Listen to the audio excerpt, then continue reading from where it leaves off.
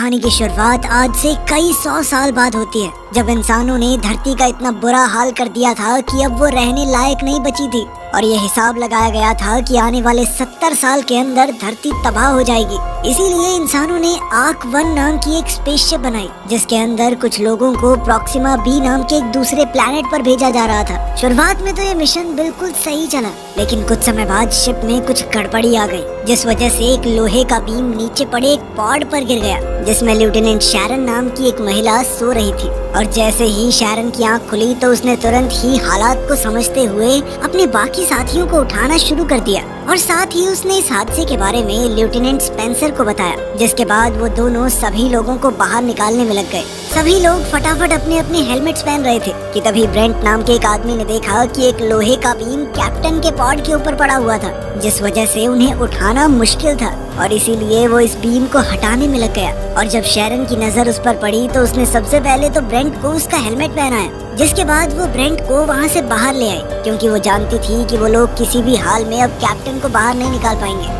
एक सुरक्षित जगह पर पहुंचने के बाद सभी लोगों ने अपने हेलमेट उतार दिए, जिसके बाद शैरन और स्पेंसर ने इस हादसे की खबर कमांडिंग ऑफिसर को देने का फैसला किया। और जब वो दोनों उसके कमरे के पास पहुंचे तो उन्होंने देखा कि उनकी स्पेसशिप का एक पूरा हिस्सा गायब हो चुका था। कमांडिंग ऑफिसर के गायब हो जाने के बाद शैरन ने ये जिम्मेदारी खुद अपने कंधों पर उठाने का फैसला किया, जिसके बाद सबसे पहले उसने सभी लोगों की एक मीटिंग बुलाई। असल में उनकी स्पेसशिप आर्क 1 में एक अनजान दिक्कत आ गई थी, जिसके चलते उनका एक पूरा हिस्सा टूटकर अलग हो गया था और इसी वजह से वो सभी लोग तय किए गए समय से 1 साल पहले ही उठ गए। असल में शैरन और उसके सभी साथी प्रॉक्सिमा बी नाम के एक प्लेनेट पर जा रहे थे, लेकिन अब सीमित खाने और पानी की वजह से उन सभी को हर एक चीज का ध्यान रखना था। पर शैरन को भरोसा था कि वो लोग अपने मिशन में जरूर कामयाब होंगे, क्योंकि वो धरती पर मौजूद लोगों की आखिरी उम्मीद थे। मीटिंग के बाद एग्नेस नाम के एक लड़के ने शैरन को आइडिया दिया कि वो स्पेसशिप के अंदर सब्जियां उगा सकते हैं। शैरन को ये आइडिया बहुत पसंद आया और उसने तुरंत ही पावर को उस सेक्शन में भेजने का आदेश दे दिया।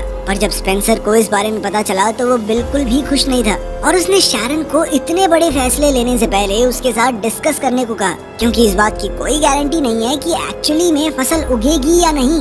उसकी पूरी बात सुनने के बाद शैरन ने सबसे पहले तो अपनी गलती के लिए उससे माफी मांगी और साथ ही उसने स्पेंसर को चेतावनी दी कि अगली बार सबके सामने बगावत करने से पहले 2 बार सोच लेना। इसके बाद इस चीज पर फैसला लेने के लिए एक बोर्ड मीटिंग बुलाई गई, जिसमें सभी लोगों ने शैरन के प्लान के साथ जाने का फैसला किया। पर तभी अचानक से जहाज में ऑक्सीजन सप्लाई तेजी से गिरने लगी और इस दिक्कत को सही करने के लिए शिप के लाइफ सपोर्ट ऑफिसर जैस्पर को बुलाया गया, लेकिन जैस्पर कहीं भी दिखाई नहीं दे रहा था। इसलिए सभी क्रू मेंबर्स ने वापस अपने हेलमेट्स पहनने शुरू कर दिए, लेकिन उधर डोरान बेलौर नाम का एक आदमी बिना हेलमेट के मेडिकल रूम में फंसा हुआ था। और तभी खुशकिस्मती से उसे एक ऑक्सीजन सिलेंडर मिल गया, जिसे पहनकर वो बाहर निकलने का रास्ता ढूंढने लगा।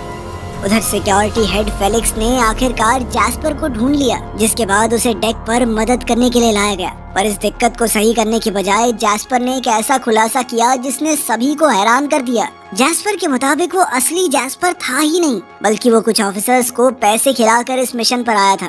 असल में साइंटिस्ट के मुताबिक धरती के पास अब सिर्फ 70 साल ही बचे थे, पर जैस्पर को उनकी इन बातों पर भरोसा नहीं था और उसे लगता था कि शायद धरती पहले ही खत्म हो जाएगी। इसीलिए वो किसी भी हालत में इस मिशन का हिस्सा बनना चाहता था। ये सुनकर शैरन को बहुत गुस्सा आया और उसने तुरंत ही जैस्पर को अरेस्ट करने का आदेश दे दिया, जिसके बाद उसने अलग अलग फील्ड्स के एक्सपर्ट्स को बुलाया ताकि वो लोग मिलकर इस परेशानी से बाहर निकल सकें। उधर बेलौर ने भी किसी तरह से दरवाजे को खोलकर अपने साथ साथ कई सारे लोगों की जान बचाई जो जल्द ही मरने वाले थे। इधर एलिसिया नाम की एक लड़की मेन प्रॉब्लम को ढूंढने की कोशिश कर रही थी और उधर स्पेंसर और एक दूसरे आदमी को शिप के बाहर जाकर जांच करने का काम दिया गया, जहां उन्हें लीकेज मिली, जिसे ठीक करने के बाद उन सभी की जान खतरे से बाहर थी। एलिसिया के शानदार काम की वजह से उसे लाइफ सपोर्ट के चीफ के तौर पर प्रमोट कर दिया गया, पर उसकी लाख कोशिशों के बावजूद भी 6 लोग मारे गए थे।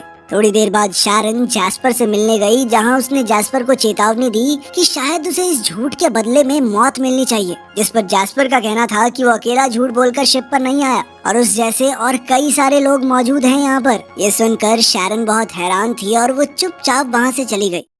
थोड़ी देर बाद जैस्पर की सजा तय करने के लिए एक मीटिंग बुलाई गई, जिसमें एक बार उसकी बात भी सुनने का फैसला लिया गया। पर जब वो लोग उससे मिलने पहुंचे तो उन्होंने देखा कि किसी ने जैस्पर का गला काटकर उसे पहले ही मार दिया था। अगले दिन जब स्पेंसर और उसका साथी बाहर से शिप की मरम्मत कर रहे थे, तभी अचानक काफी सारा मलबा आकर उनसे टकरा गया, जिसमें स्पेंसर को तो सिर्फ थोड़ी चोट आई पर उसके साथी ने अपनी जान गंवा दी। इसके बाद जब स्पेंसर वापस आया तो उसे शिप में कई सारी शक भरी बातें सुनाई दे रही थी, जैसे उनका 1 साल जल्दी उठना, कमांडिंग ऑफिसर का गायब होना और अब जैस्पर का कत्ल।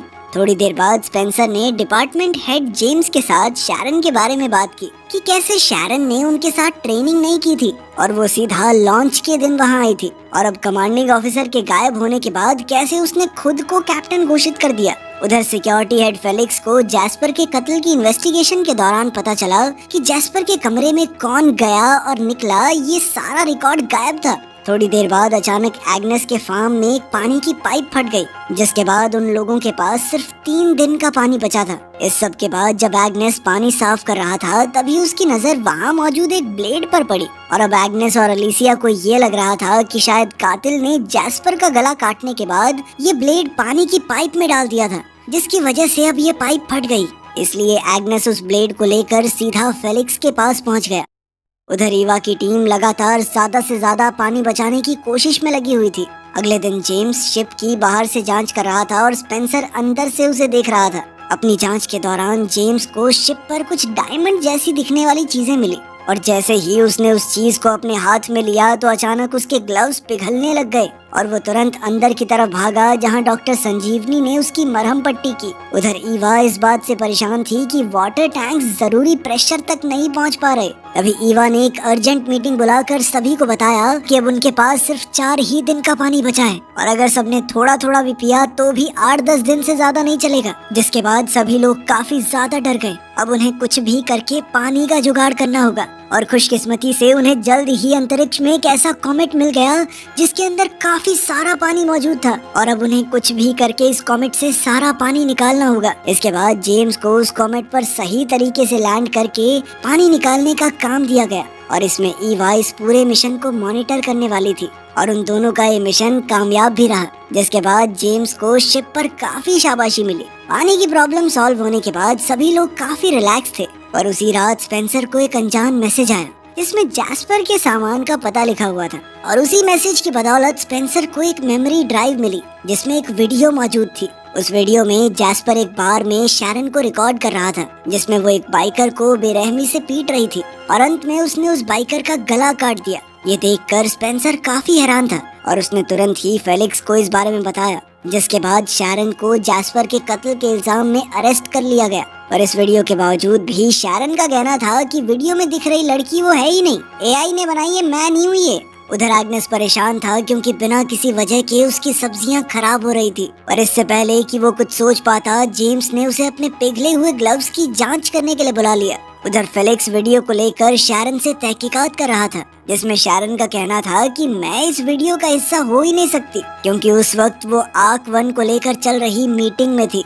पर फेलिक्स उसकी किसी बात पर ध्यान नहीं दे पा रहा था, और उसे जगह जगह पर अलग अलग चीजें दिख रही थी। असल में ये दिक्कत सिर्फ फेलिक्स को नहीं बल्कि सभी क्रू मेंबर्स को हो रही थी। पर कुछ देर बाद फेलिक्स एक बार फिर से होश में आया, और उसने दोबारा से शैरन से सवाल जवाब शुरू कर दिए, जिसमें शैरन ने एक ऐसा खुलासा किया जिसने फेलिक्स के होश उड़ा दिए। असल में शैरन और उसकी जुड़वा बहन डेनिस का जन्म लैब में एक खास एक्सपेरिमेंट के दौरान हुआ था। उन दोनों को ही खास तौर पर स्पेस में रहने के लिए तैयार किया गया था, पर जल्द ही उसकी बहन डेनिस को कुछ ज्यादा ही गुस्सा आना शुरू हो गया, और वो अक्सर लोगों को मारना शुरू कर देती थी। और ऐसे ही एक दिन उसने वीडियो में मौजूद उस आदमी का कत्ल कर दिया। इसी वजह से शैरन को बाकी लोगों के साथ ट्रेन नहीं किया गया था। उसकी पूरी कहानी सुनने के बाद फेलिक्स को उस पर भरोसा हो गया, और उसने शैरन को एक बार फिर आजाद कर दिया।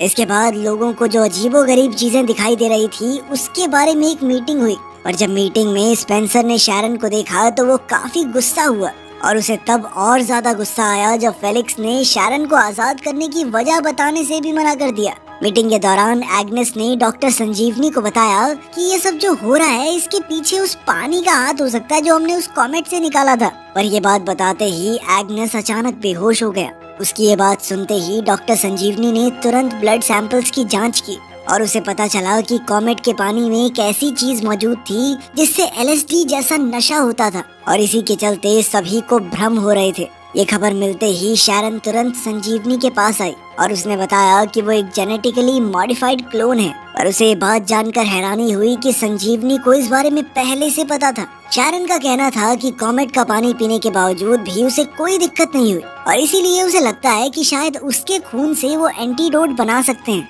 इस चीज को टेस्ट करने के लिए संजीवनी ने तुरंत कुछ टेस्ट करने शुरू कर दिए और जल्द ही ये बात कंफर्म हो गई कि वो शैरन के खून से एंटीडोट बना सकते हैं। और इससे पहले कि वो अपना काम पूरा कर पाती, संजीवनी अचानक जमीन पर गिर गई और इसलिए इस काम को पूरा करने की जिम्मेदारी एलिसिया को दी गई, जिसने तुरंत ही अपना काम शुरू कर दिया और उसने बड़ी समझदारी से एंटीडोट को मल्टीप्लाई करके सीधा पानी की सप्लाई में डाल दिया ताकि वो लोग इस एंटीडोट को तेजी से सभी क्रू मेंबर्स तक पहुंचा सके।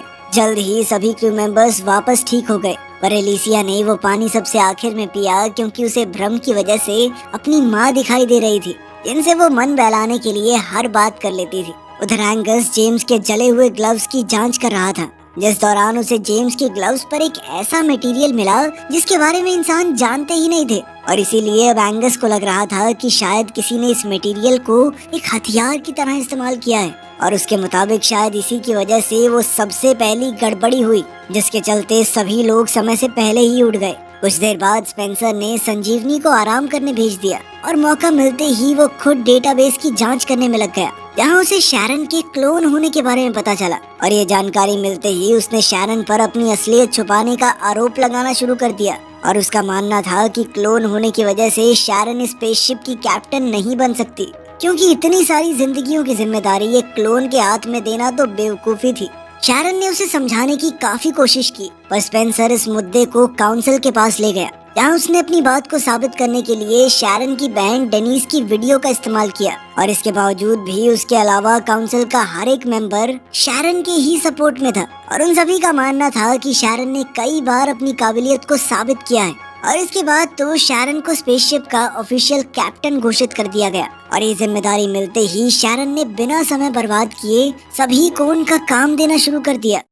उधर इंजन रूम में ईवा और उसका असिस्टेंट ग्रेगोर लगातार स्पेसशिप की स्पीड को बढ़ाने की कोशिश में लगे हुए थे। इसके लिए वो एक ओवर एक्टिव फ्यूल का इस्तेमाल कर रहे थे, जिस पर ग्रेगोर ने एवा को फ्यूल की ओवरहीटिंग के बारे में सावधान भी किया और इसके बावजूद भी एवा ने इसी रास्ते का इस्तेमाल करने का फैसला किया और ग्रेगोर को इंजन का ध्यान रखते हुए किसी भी इमरजेंसी में पास ही में मौजूद लीवर खींचने को कहा, जिसके बाद वो खुद किसी काम से बाहर चली गई। पर एवा के इंजन रूम से निकलने के कुछ ही देर बाद अचानक फ्यूल ओवरहीटिंग की वजह से चारों तरफ रेडियो एक्टिव रेडिएशन फैल गई और ये सब इतनी तेज हुआ कि ग्रेगोर उस लीवर को खींचने से पहले ही रेडिएशंस की चपेट में आ गया। कुछ देर बाद जेम्स का ध्यान स्पेसशिप की गिरती हुई रफ्तार पर पड़ा और जब उसने शैरन को ये बात बताई तो उन दोनों का ही शक फ्यूल टैंक ब्लास्ट की तरफ गया और अपने इस शक को दूर करने के लिए जब उन्होंने ग्रेगोर को कांटेक्ट करने की कोशिश की तो उन्हें सामने से कोई जवाब नहीं मिला, जिसके बाद उन्होंने ईवा को तुरंत इंजन रूम में जाने को कहा।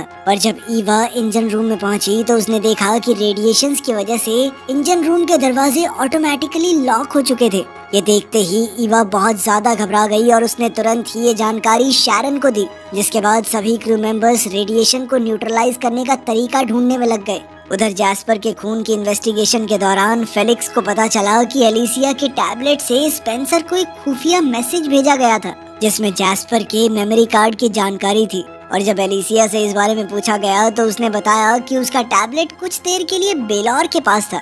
ये जानकारी मिलते ही फेलिक्स बेलौर से पूछताछ करने के लिए गया, पर जैसे ही बेलौर को पकड़े जाने का एहसास हुआ तो उसने भागना शुरू कर दिया, पर आखिरकार फेलिक्स ने उसे दबोच ही लिया। जिसके बाद फेलिक्स, जेम्स और स्पेंसर उसे पूछताछ के लिए ले आए, जहां उसने कबूल कर लिया कि उसी ने जैस्पर का खून किया था और उसने जैस्पर को इसलिए मारा क्योंकि वो भी घूस देकर यहाँ आया था और वो नहीं चाहता था कि जैस्पर उसके बारे में सबको बता दे। उधर ईवा की टीम एक अलग ही मुसीबत में थी। असल में टीम के कुछ मेंबर्स ऑटो लॉक की वजह से रेडियो एक्टिव जोन में ही फंस गए थे और बढ़ती रेडिएशन की वजह से उन सबकी जान खतरे में थी और इससे बचने का सिर्फ एक ही रास्ता था कि कोई इंसान इंजन रूम में जाकर उस लीवर को नीचे करके इंजन को बंद कर दे, लेकिन जो अंदर जाएगा उसकी जान जाना तो तय था।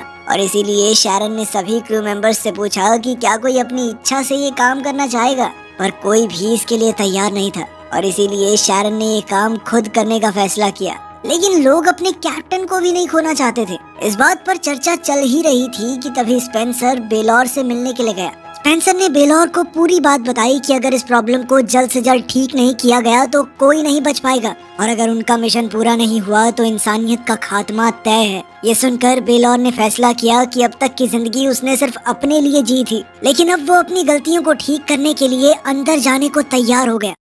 जिसके बाद बेलौर एक प्रोटेक्टिव सूट पहनकर रिएक्टिव रूम के अंदर घुस गया, जहां जमीन पर कई सारी लाशें पड़ी हुई थी। पर बेलौर इन सभी चीजों को नजरअंदाज करते हुए आगे बढ़ता गया। पर जब वो मेन इंजन रूम के पास पहुंचा तो उसने देखा कि उस कमरे का दरवाजा ऑटो लॉक हो गया था, क्योंकि उसी कमरे से सारी रेडिएशन निकल रही थी। और इसके बावजूद भी बेलौर ने अपनी काबिलियत से उस दरवाजे को खोलकर लीवर को खींच दिया, जिसके बाद रेडिएशन निकलनी बंद हो गई और उसकी इस बहादुरी ने सबका दिल जीत लिया। और इतनी तेज रेडिएशन की वजह से बेलौर की तुरंत ही मौत हो गई और उसने जहाज पर मौजूद सभी लोगों की जान बचाकर अपना प्रायश्चित पूरा किया और इंसानियत को खुद को बचाए रखने का एक सुनहरा मौका। वीडियो पसंद आई तो लाइक कर देना, चैनल को सब्सक्राइब कर लेना। मिलते हैं अगली वीडियो में।